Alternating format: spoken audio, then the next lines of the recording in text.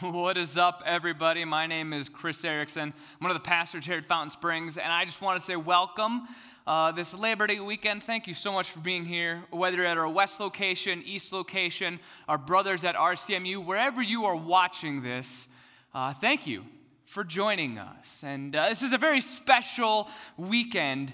It signifies the end of summer, going back to school and kicking into fall. But there's something bigger about it. It's a federal holiday, this Labor Day weekend where we just honor those who work.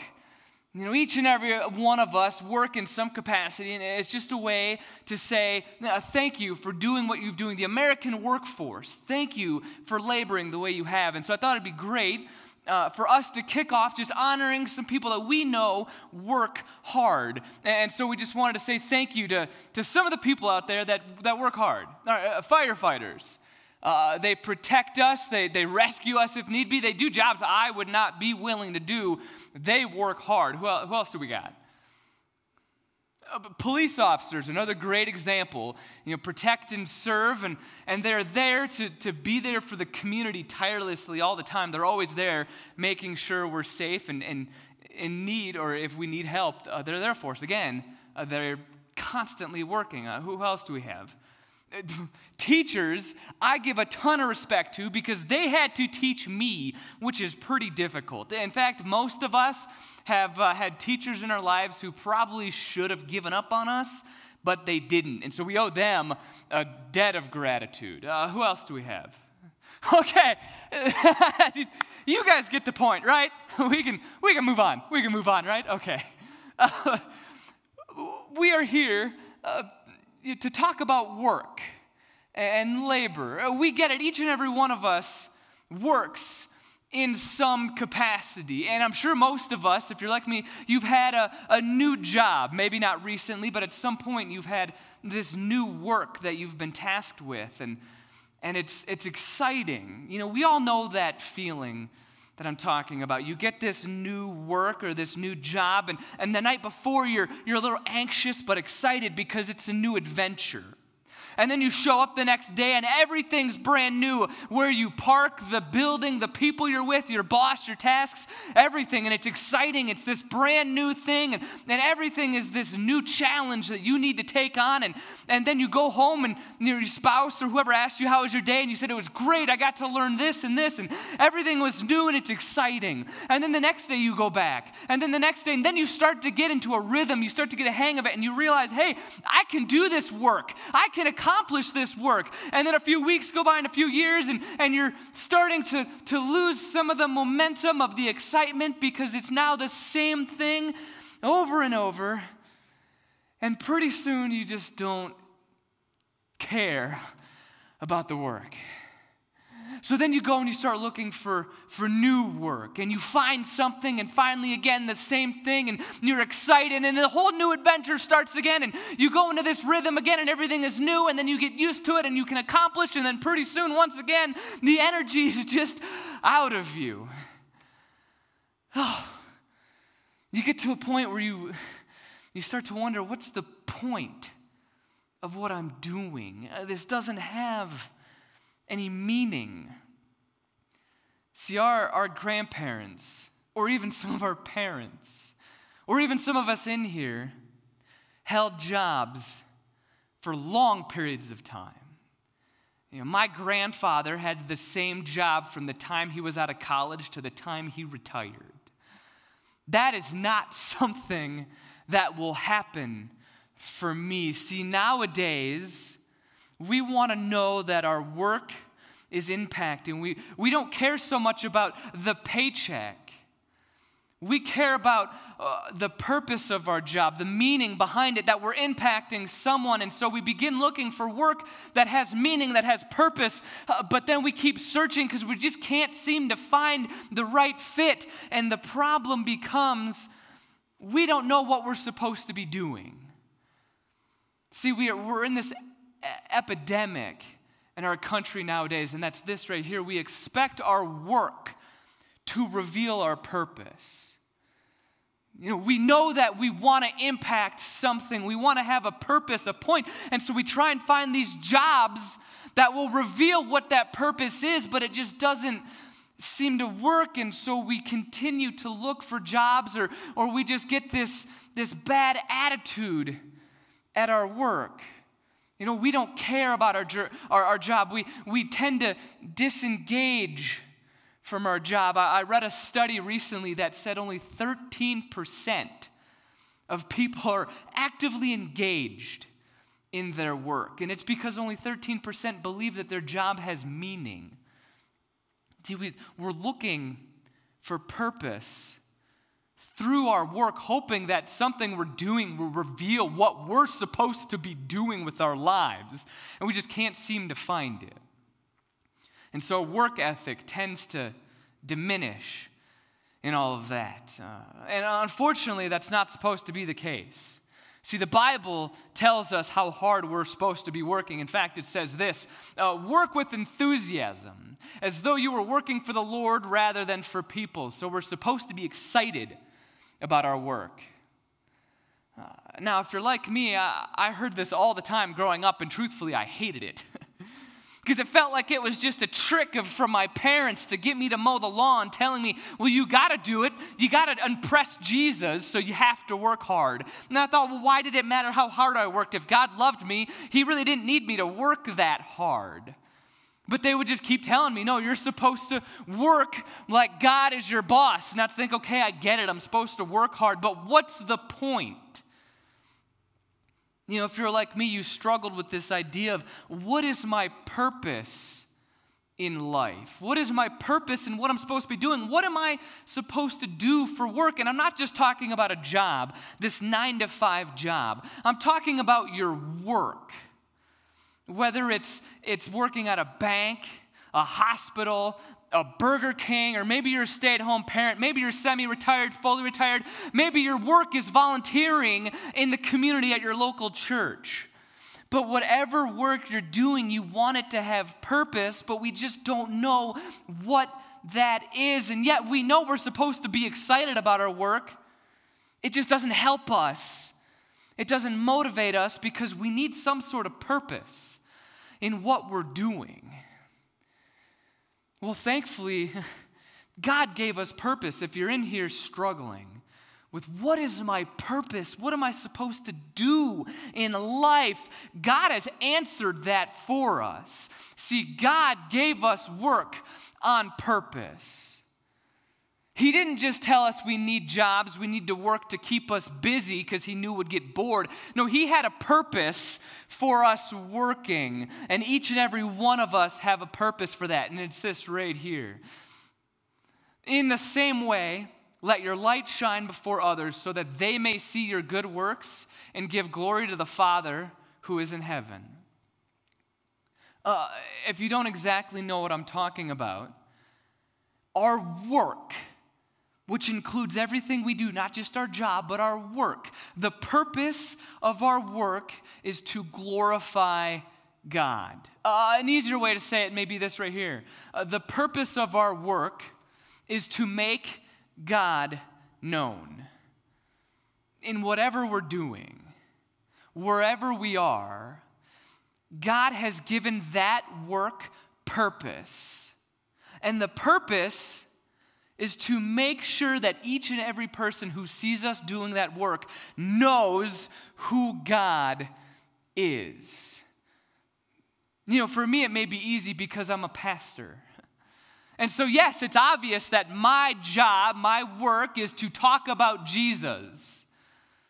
But each and every one of us is purposed with that same mission, to make God known. And you may be thinking, no, see, where I work, it just doesn't, it's not possible. I can't just get up on a desk and say, you need to believe in Jesus because he saved you. In fact, if you were to do that, it probably wouldn't go so well. I have a feeling if I were to do that in my office, even the church staff would come around and be like, hey, you know what, settle down. Maybe you should get off the desk. But our purpose in our work is to make God known. When we work, people need to understand, they need to see, they need to realize that there is a God. And it's made known through how we work. And it doesn't mean just talking about him. No, see, if we want our work to have that purpose, it actually takes a little bit more from us. It takes us being intentional. It takes us willing to change our mindset, because we can no longer think that our work is supposed to reveal our purpose. No, we need to understand that it's our purpose that gives our work purpose. And that means that we change some ways we view our work. Let me explain this. Thousands of years ago, there was a man who I believe understood this better than most people. His name was David. Most of us know him as King David, but before he was king, he was just a shepherd boy. He was the youngest brother in his entire family. He was small in stature. He wasn't a mighty warrior. He just tended to the flocks of sheep on his father's farm. There was really no possible way he was going to become king. Well, then one day, a prophet of the Lord came and told David, "You will be our next king." Just imagine if you got a knock on your door tomorrow and it was somebody from the government telling you, "You will be our next president." Half of us, I'm sure, would be like, "It's about time, because I've got some good ideas." The other half would probably be a little nervous. But no matter what, it is a huge and exciting change. We'd love the idea of the work. And so here's David, who's realizing, I get to be king soon. So in his mind, he's probably thinking, all right, so when do I go to the capital? When do I get my crown and my robe and my throne? When do I start making decisions? When do I become king? The only thing is, it didn't happen right away. It actually took some time. David had to be patient. See, that's one of the keys about having work with purpose, is that purpose requires patience. See, for him, it wasn't this instant change. No, it took some time. And in fact, later on, it says this in Samuel. After he's been anointed king, David was the youngest son. David's 3 oldest brothers stayed with Saul's army, but David went back and forth so he could help his father with the sheep in Bethlehem. So here's this boy who is told, "You are going to be king," still working on his father's farm. If it were you or me, it would have been really easy just to sit there and wonder, okay, when do I get to become king? We wouldn't really care about the sheep in Bethlehem anymore. We would just want to be king. We'd want to focus on what's next. We want the next new best thing. And that's how we've kind of been taught and raised, as we go and we get ours. We work to go up the ladder, to provide for ourselves, to become successful and wealthy and have a happy life. That's what we're supposed to be doing. So we go from job to job to job, waiting, trying to get that next best thing. In fact, in a study done recently, it said that by the time the average person reaches the age of 40, they will have 10 different jobs, completely different from the generations that have come before us who stuck with one job their whole life. 10 different jobs. Now, some of you may be thinking, well, that's not a bad thing. You job hop to get good opportunities and experiences. It's good. Companies like that. The problem is they don't. In an article done by Forbes magazine, they stated that the #1 biggest obstacle for recruiters and hiring managers to hire somebody is actually job hopping. Now, the reason is when you hop from job to job to job, they see that you're not focused on the work or the company. You're focused on you and what you can get out of it. See, being patient doesn't just mean waiting. Being patient means having your focus where you are. David understood that. In one of his Psalms, he actually said this. While he was waiting, he said this: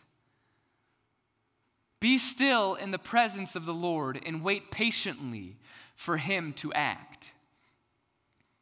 David understood that being patient didn't mean just waiting. It meant being. He had to be present where he was. He had to be focused on the job at hand. That's what being patient meant. For me, this is not my first job. Working in a church is something I'd wanted to do for a while, but it wasn't what I started doing. In fact, for about 4 years before this, I was a vehicle specialist for a pre-owned car dealership here in town. Or if you want to call it what it is, I was a used car salesman. And I'll be honest with you, I'm sure many of you have many fun nicknames you like to call car salesmen. Well, just so you know, we had nicknames for you guys as well. And also, most of you who walk into a dealership thinking, oh man, I have the smartest thing I'm going to say. They've never heard this before, and you walk in and you say, oh, I'm not buying today. I've heard it. Or I just want to know your best rock bottom price. I've heard it. I'll be honest with you, you coming in and saying things like that, it's like a kid going up to his kindergarten teacher saying, well, I didn't have my homework because my dog ate it. Sorry, little Teddy, that excuse was taken a long time ago. Everything we had already heard before. But I loved the work. I enjoyed selling cars and just that whole job and that environment. But pretty quickly into it, I realized that God was calling me to different work. He was calling me to work in a church. And so after praying about it and just spending some time talking to people, I decided, okay, yes, that's what I'm supposed to be doing. So I went and I told my managers at the dealership that. I went and I told Fountain Springs, hey, I want to be a pastor. And then I just kind of expected all of this to start pretty quickly. Didn't happen that way. 3 years after that, I was still selling cars. The whole time I was just waiting for my chance to get to go work in a church, get to do the work that I was actually supposed to do. In fact, I got to be honest with you, I would sometimes, don't judge me, I would sometimes use it to sell cars. See, and almost every time we would be on a test drive, the person test driving the vehicle would ask me, so do you like your job? And I'd say, well, yeah, but it's not what I'm supposed to do. They'd look kind of confused and they'd ask me, well, what exactly do you mean? I'd say, oh, I'm supposed to be a pastor, and I'm actually going back to school to become a pastor. If you want to make somebody uncomfortable, you tell them that you want to be a pastor. Because here in their mind, they're sitting there thinking about how dirty of a car salesman is. And now they're thinking, this guy wants to be a pastor? The amount of guilt and confusion going through their mind, now they're like, I've got to buy the vehicle now because I feel terrible. It was pretty genius on my part. Again, don't judge me. But that entire 3 years, I was waiting to get the opportunity to work here. But I learned something in that. I couldn't just wait. I had to actually buy in to the present work. See, an easier way to understand being present is buying into the work that you are doing right now. Because whether you like it or not, whether you think it's what you're supposed to do or not, whether it's tough or not, you are there for a reason. And you need to buy into that. See, most of the stuff I learned selling cars, I now use in my job at the church. A lot that I learned there, I would not have gotten if I hadn't have bought in, if I had just sat there waiting, thinking, well, someday it doesn't matter because someday I'm going to be working at a church. See, David understood he had to buy in. David was not a leader, but he became a great king.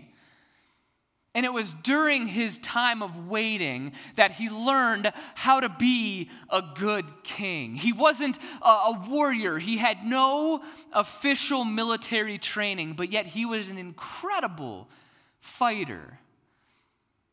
He learned that buying in to the job that he was given in the present moment, that work he had presently, prepared him for the work he would have later on. Having purpose in your work requires patience. You have to be willing to buy into the work you have right now if you want that work to have purpose. Now, for David, if it was just waiting, it probably would have been pretty easy. It wasn't, however, very fun for David. In fact, it says this, David now stayed in the strongholds of the wilderness and in the hill country of Ziph. Saul hunted him day after day, but God didn't let Saul find him. See, Saul was the present king who was paranoid that David would soon be king, so decided to try and kill him. So every single day, from village to village, cave to cave, all through the wilderness, Saul hunted David. But despite that, David didn't give up. I'm sure there were many times that David thought, man, it would just be so much easier if I could just quit. There were probably so many times that he started doubting whether or not he was even supposed to be king, or even if it was even worth being king or not, or the thought of, you know what, if I go to this country, they need a king, I'll go be king over there. It's not worth staying around and getting hunted all day. This just isn't fun. But he never gave up. And I can go ahead and bet that each and every one of us have quit a job because we realized it just wasn't worth it. We realized it was too hard. We didn't like the atmosphere. We didn't like the people. We didn't like the boss or how they ran things. We didn't think that the job was the right fit, or we weren't as passionate about it as we thought we were going to be. For some reason or another, even though we were not being hunted like David, we have given up. In fact, we've kind of become a culture that justifies quitting. And if you don't believe me, our friend Jimmy Fallon actually invented a hashtag.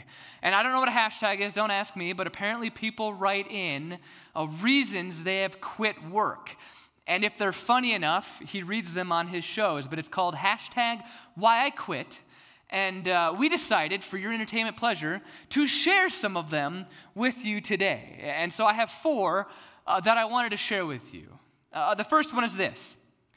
I realized my new job, loading trucks, actually paid the same as my old security job, where I would just sit around watching Netflix.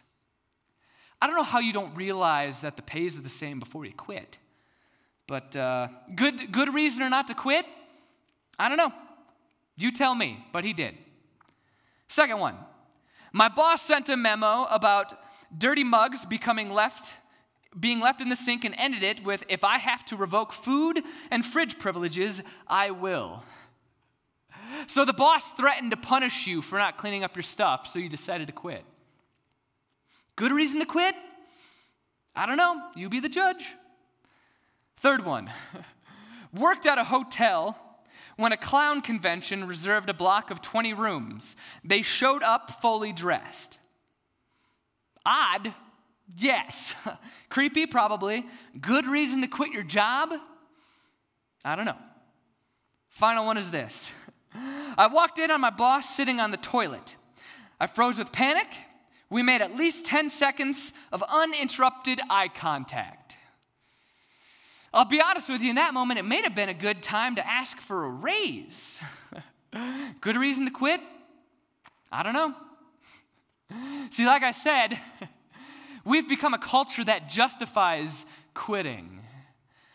For good reasons, for bad reasons, we decide it's okay to give up. We were never hunted like David, but yet we give up. See, David understood that even in the times that he was just trying to survive, The work he did from village to village, cave to cave, in the wilderness surviving, had purpose. He didn't need to be king yet in order for his job and his work to have meaning. God had already given him purpose in what he was doing. So he knew giving up was not an option. See, David knew this, that purpose requires grit. I think grit is an exceptional thing we should be trying for. I think most of us believe we have grit, but I don't know if that's necessarily the case. See, grit is actually described as an unwielding desire to achieve a long-term goal. Otherwise, a refusal to quit. I can only imagine in his unwielding desire to survive, to become king, how many people saw who God was in those moments. I can only imagine how many people could see God through us in the times we want to give up, but decide we need to keep going. I look back and think of so many times I wanted to quit my job selling cars and just go work at a church already. I just hope that in those moments of never giving up, people saw God. If we want our work to have purpose, it requires grit. There's a saying that the grass is greener on the other side. But if you think about it, the grass can be green right where you are. I watched an interesting phenomenon this year with my lawn. In the fall and the winter, the grass died. But then in the spring, it grew back again, and now I have green grass. What if the grass you're standing on right now will get greener if you're willing to push through the winter you may be in? But if you want your work to have purpose, the purpose it's supposed to have, it's going to require grit. It's amazing to me through all of this, David's mindset of never giving up. When he was hiding in the caves, he actually sang this song. My heart is confident in you, O God. My heart is confident. No wonder I can sing your praises. Wake up, my heart, wake up, O lyre and harp. I will wake the dawn with my song. I will thank you, Lord, among all the people. I will sing your praises among the nations, for your unfailing love is as high as the heavens. Your faithfulness reaches the clouds. While he's being hunted, David is talking about confidence, unfailing love, faithfulness. David knew that he had purpose already, and so he wasn't going to give up. The last thing I want to mention about David is I find something pretty peculiar. See, throughout the stories in the life of David, they always seem to kind of go back to this theme about his work ethic. It mentions it a few times in the Bible, and I felt it's worth sharing. And here's one of them right here in 1 Samuel. Whatever Saul gave David to do, he did it, and did it well. David didn't just buy into where he was. He didn't just focus on the present, being patient. He didn't just have a grit that was going to keep him going. No, he knew that he had purpose where he was, so he wanted to put all of his ability, all of his energy into doing whatever job he was doing, whether it was a shepherd. He was going to be the best shepherd he could. At one point, he was an armor bearer, so he was going to be the best armor bearer he possibly could. He played the harp. He was going to be the best harpist he could be.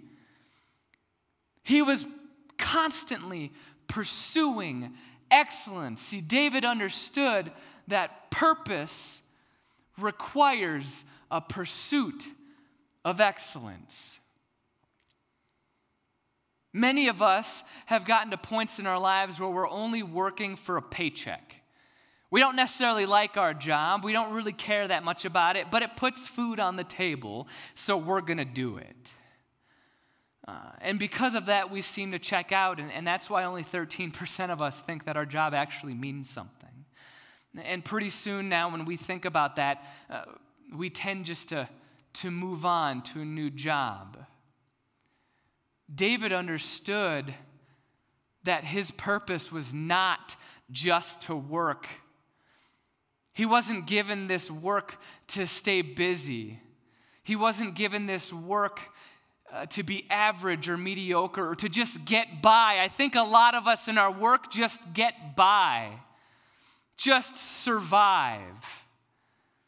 David understood that real purpose in our work required a pursuit of excellence. See, for me, when I was selling cars, it was pretty easy to measure your pursuit of excellence because we got paid commission.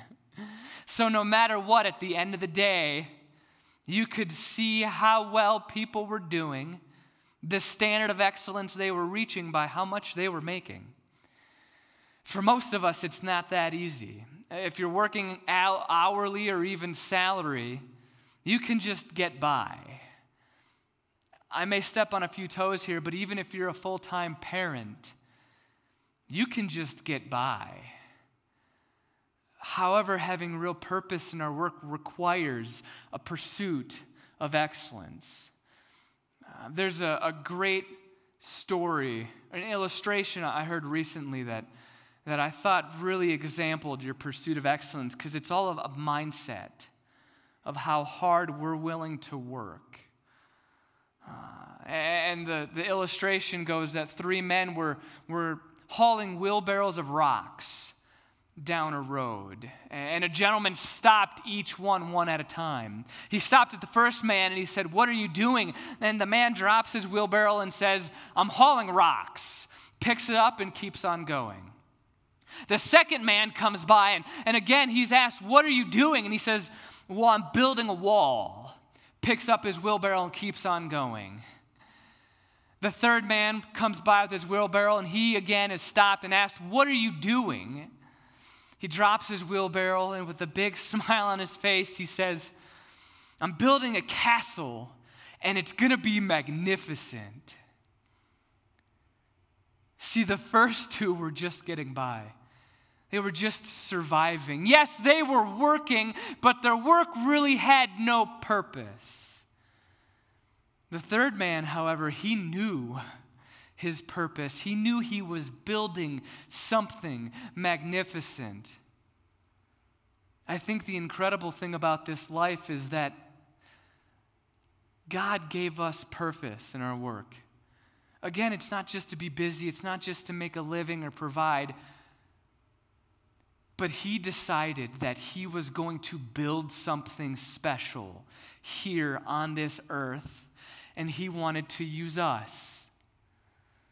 And so he said, "Okay, I'm going to give you work for the purpose of building my kingdom, for the purpose of making sure each and every person know who I am and how much I love them." We have been given the best purpose ever. We are building God's kingdom here in whatever we're doing, whether we're working at a bank, a hospital, flipping burgers, raising kids, whatever we're doing, we're building God's kingdom with our work. The question is, do you believe that? Do you believe you're building God's kingdom? Maybe the question for you is, what are you building? Are you just hauling rocks? Just getting by? Just trying to figure out what you're supposed to be doing? Are you building a wall? You know you're working, but you don't really care about it. Or are you building a kingdom that's going to be magnificent? We each have a purpose That is magnificent. So as we honor those who labor today in our work, I hope each and every one of you understands that you, in whatever you're doing right now, you are building God's kingdom. That is the work you are doing. Whether you believe that or not, whether you accept that your work matters or not, that's its purpose. And that's how we need to view work. Let's pray.